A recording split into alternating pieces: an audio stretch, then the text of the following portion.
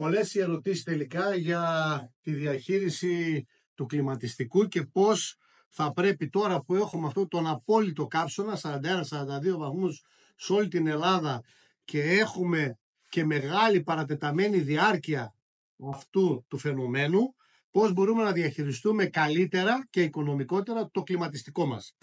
Η συμβουλή που έχω να σας δώσω είναι να μην κλείνετε το κλιματιστικό σε καμία περίπτωση, ακόμη και όταν φεύγετε από το σπίτι σας.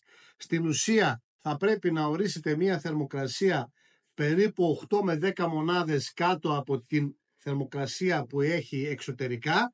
Δηλαδή αν έξω έχει 35 να το βάλετε στο 27-28 και κάπου εκεί στο 27 είναι μια θερμοκρασία η οποία είναι καλή για το ανθρώπινο σώμα.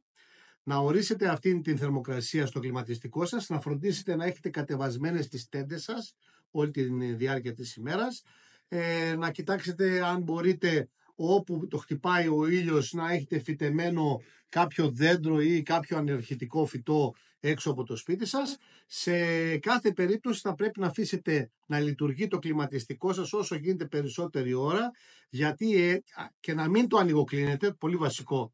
Δηλαδή οι περισσότεροι τι κάνουν, φεύγουν από το δωμάτιο ή φεύγουν από το σπίτι, κλείνουν το κλιματιστικό.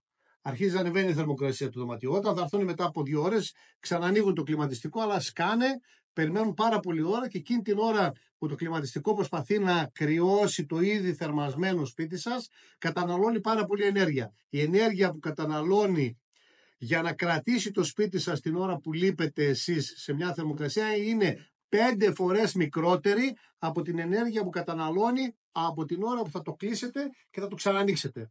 Άρα αφήστε ανοιχτό όσο γίνεται το κλιματιστικό σας κατά τη διάρκεια της ημέρας.